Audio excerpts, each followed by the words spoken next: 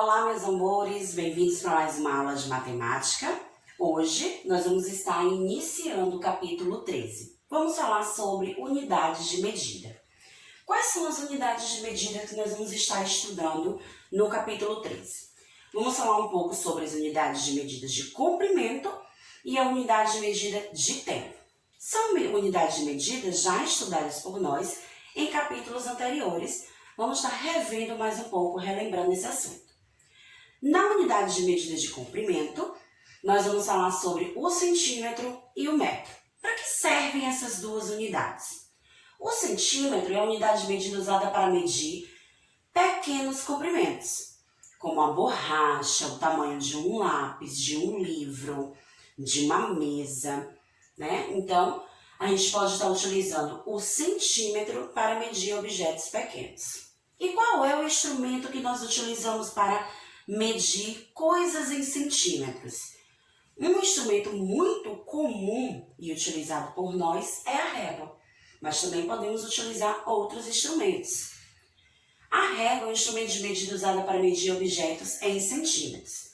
Aqui a gente tem um exemplo de uma régua que tem o tamanho de 20 centímetros. E como eu descubro, tia Rose, o tamanho dessa régua? Observando o último número que aparece no final da régua. Nessa régua, o último número é 20. Então, seu tamanho é de 20 centímetros. E como vamos utilizar a régua para medir esses objetos? Posicionamos o objeto na direção do zero, que é o primeiro número que vem marcando na régua. E na posição horizontal, vamos verificar onde esse objeto termina, em qual número ele vai finalizar. Então, esse estojo, ele tem 18 centímetros, pois o final dele está direcionado no número 18. Uma régua, ela vem marcando com os tracinhos maiores cada centímetro informado nela. O 0, o 1, o 2, o 3, então vai aumentando de 1 em 1 centímetro. A outra unidade de medida, o metro. O metro também é uma unidade de medida de comprimento. E quais são os instrumentos que a gente usa para medir coisas em metro? Podemos utilizar uma fita métrica, um metro articulado ou uma trena. São objetos utilizados no dia a dia por costureiras, pedreiros, eletricistas, arquitetos, engenheiros. Então é muito comum no nosso dia a dia estar vendo a utilização desses instrumentos. Mas qual a relação do metro com o centímetro? Vamos descobrir. O metro e o centímetro são unidades de medidas de comprimento. Um metro, nós temos aqui, ele é igual a 100 centímetros. Então, turma, quando a gente pega uma fita métrica, uma trena, e vê lá o número 100, isso significa que eu tenho um total de 1 metro. Também podemos escrever utilizando o seu símbolo. 1M é igual a 100 cm. E o que é que significa esses símbolos? M significa metro, cm significa centímetro. Então, se tia Rose tem aqui 3 metros, quantos centímetros eu vou ter em 3 metros? Então, se 1 é igual a 100, a gente vai contando de 100 em 100.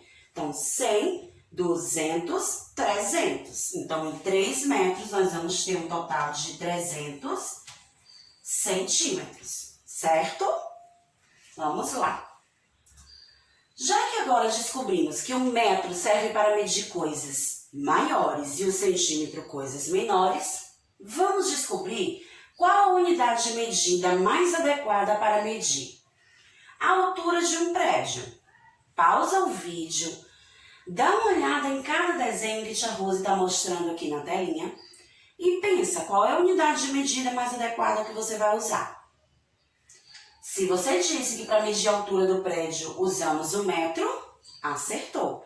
O prédio é muito alto, então não tem como a gente ter a altura dele em centímetros. Então, correto para facilitar, é utilizar o metro. Tamanho de um livro, usamos o centímetro. Tamanho de uma pipa, usamos também o centímetro. O comprimento de um ônibus, usamos o metro. Então, de acordo ao tamanho das coisas, dos objetos, a gente descobre qual é a unidade mais adequada para se usar.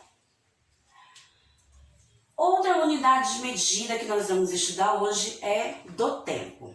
Calendário que já conhecemos, né? Já estudamos sobre o calendário. O calendário ele serve para medir o tempo em dias, meses e anos. O calendário ele pode ser mensal ou anual. O mensal é aquele que vai trazer informações só daquele mês. O anual é aquele calendário que vem com a informação de todos os meses do ano. No calendário, a gente tem a presença dos dias, da semana, do mês, do ano. E geralmente ele traz também outras informações. Uma delas são as datas comemorativas. Aqui a gente tem um calendário anual. Vem as informações de todos os meses do ano, de janeiro até dezembro. Vamos para algumas perguntinhas para ver se vocês ainda lembram dessas informações. Primeiro, qual é o primeiro mês do ano? Então, ao olhar para o calendário, o primeiro mês que aparece é janeiro. Então, ele é o primeiro mês do ano. Qual é o sétimo mês do ano? Então, sétimo significa 7. Então, a gente vai contando, ó. Janeiro 1, fevereiro 2, março 3, abril 4, maio 5, junho 6, julho 7. Então, julho é o sétimo mês do ano. Quais são os meses que têm 31 dias? Para isso, nós vamos olhar em cada mês qual é o último número que aparece. Tem meses que podem ter 30 dias. Tem meses que tem 31, já tem meses que podem ter 28 ou 29 dias. Então, janeiro, eu vejo que o último número é 31. Então, janeiro tem 31 dias. Março também tem 31. Maio também. Julho, agosto, outubro e dezembro. Esses são os meses que têm 31 dias, porque o último número marca 31. Outra perguntinha. Quantos dias tem uma semana? Olha, a semana ela é formada por 7 dias. E essa informação a gente também encontra no calendário. As letrinhas que vêm aqui em cima representam cada dia da semana. Então, o domingo, a segunda, a terça, a quarta, a quinta, a sexta e o sábado. Então, uma semana tem 7 dias. Qual é o mês que tem menos dias? Então, será que você consegue descobrir olhando aqui no calendário? Então, o mês que tem a menor quantidade de dias é o mês de fevereiro. Em alguns anos, que chamamos de ano bissexto, que ocorre de cada 4 em 4 anos, o mês de fevereiro terá 29 dias, como aconteceu esse ano de 2020. Como o calendário de Charros é de 2020, ele está marcando aqui 29 dias. Mas os outros anos, o mês de fevereiro ele só vai ter 28 dias. Vamos lá. Agora que a gente já interpretou e analisamos o calendário, né, que traz essas informações de dia, meses, semanas e ano, outra medida de tempo importante é o relógio. O relógio ele serve para marcar o tempo em horas, minutos e segundos.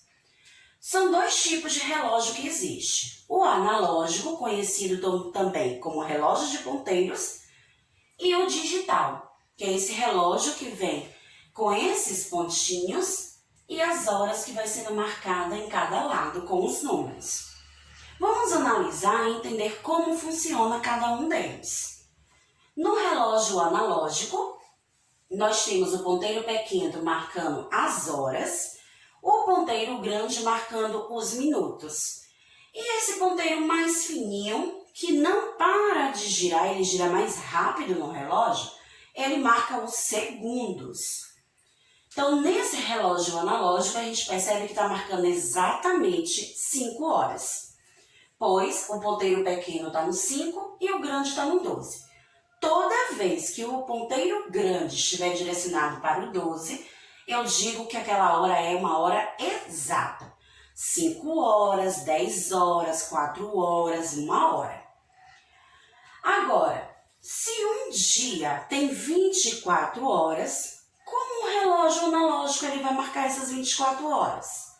Para isso, o ponteiro pequeno da hora precisa dar 2 voltas completas no relógio. Ele dá a primeira volta, chegando até o 12. E depois ele vai dar a segunda volta até chegar ao 12. Pois 12 mais 12 é o total de 24, que é a quantidade de horas que tem em um dia. E aí, tia Rose, como é que eu faço essa contagem das horas, quando ele precisa dar essas 2 voltas? Vamos ver. Aqui nesse relógio mostra as 2 maneiras que a gente deve estar lendo as horas. Na primeira volta do relógio, nós vamos estar lendo os números que estão dentro do relógio. 1 hora da manhã, 2 horas da manhã, 3 horas da manhã, 4 horas da manhã, 6 horas, 7 horas, 8 horas, 9 horas, 10 horas, 11 horas, 12 horas, vai chegar ao meio-dia. Depois do meio-dia, nós vamos estar contando as horas da forma que vai estar aqui fora do relógio, pois a contagem será para que a gente chegue até as 24 horas. Então, passou do meio-dia, o número 1, a gente vai falar que são 13 horas. Para o 2, 14 horas. Para o 3, 15 horas. O 4, 16 horas. O 5, 17 horas. O 6, 18 horas. O 7, 19 horas. O 8, 20 horas. O 9, 21 horas. O 10, 22 horas. O 11, 23 horas. Quando ele chega no 12 de novo, 24 horas. Terminou a contagem daquele dia, o relógio vai contar novamente tudo de novo para o outro dia. A parte externa do relógio, ela indica as horas depois do meio-dia. Quando ele diz parte externa, é essa contagem que a gente fez dos números que estão fora do relógio. Tia, e no relógio vai aparecer esses números que estão fora? Não. Isso é uma coisa que a gente vai praticando no nosso dia a dia e vamos aprendendo.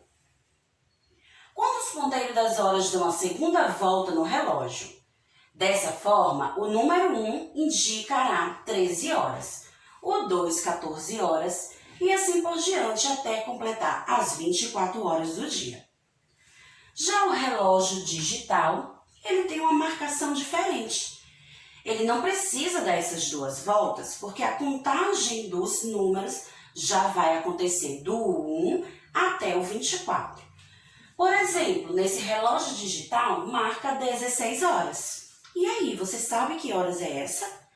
16 horas será que significa 4 horas da manhã ou 4 horas da tarde? É fácil da gente entender. 16 significa que já passou do 12. Ou seja, já passou do meio-dia. Então, 16 horas está marcando 4 horas da tarde, que já passou do meio-dia. Então, quando usamos o relógio digital, é possível saber se são 4 horas da tarde ou 4 horas da manhã, pois 16 horas significa 4 horas da tarde. Vamos exercitar um pouco? Marque as horas nos relógios digital e analógico de acordo com a legenda. Então, vamos praticar o que a gente acabou de aprender agora sobre os 2 relógios, analógico e digital. Ali está pedindo que a gente marque 6 horas da tarde. Olha que importante, da tarde. Então, eu tenho que analisar qual o número que a gente vai estar escrevendo no relógio digital e onde a gente vai posicionar os ponteiros no relógio analógico. Então, vamos lá. No relógio analógico, nós temos o 12. Vamos botar os números. E só depois a gente vai descobrir onde cada ponteiro vai ficar. Ele está pedindo 6 horas da tarde, então é uma hora exata. Lembra, quando hora exata, o ponteiro grande vai estar para o 12 e o pequeno vai estar marcando a hora. Se aqui está dizendo 6 horas, então o meu pequeno tem que estar apontando para o 6. Então, no relógio analógico, é dessa forma que a gente vai registrar as horas. Agora, no digital, como eu vou fazer, tia Rose? No relógio digital, o número que fica do lado direito marca os minutos, o que fica do lado esquerdo marca as horas. 6 horas da tarde, vamos voltar aqui para relembrar? 6 horas da tarde, olha o número que a gente relembra, 18 horas. Então, 6 horas da tarde, eu vou colocar no relógio digital 18, porque já passou de 12. E nos minutos, já que é hora exata, fica marcando 00, porque não há minuto nenhum para contar ainda. Então, dessa forma, registramos 18 horas, ou seja, 6 horas da tarde. No segundo relógio, 8 horas da noite. Quando ele usa a palavra noite, também já passou do meio-dia. Então, como vamos registrar? O ponteiro grande continua no 12, no relógio analógico. O pequeno vai apontar para o 8. Já no relógio digital, passou do meio-dia. Então, 8 horas significa 20 horas. O minuto continua 00, porque não tem minuto nenhum, estamos falando de hora exata. Então, dessa forma, nós temos 20 horas representando 8 horas da noite e no analógico, 8 horas da noite. Então, turminha, nossa aula de hoje, nós relembramos um pouco sobre medida de comprimento, o metro e o centímetro, medida de tempo, o calendário e o relógio. Então, treinem, façam a tarefa solicitada por tia Rose e a gente se encontra em nossa próxima aula. Tchau, tchau!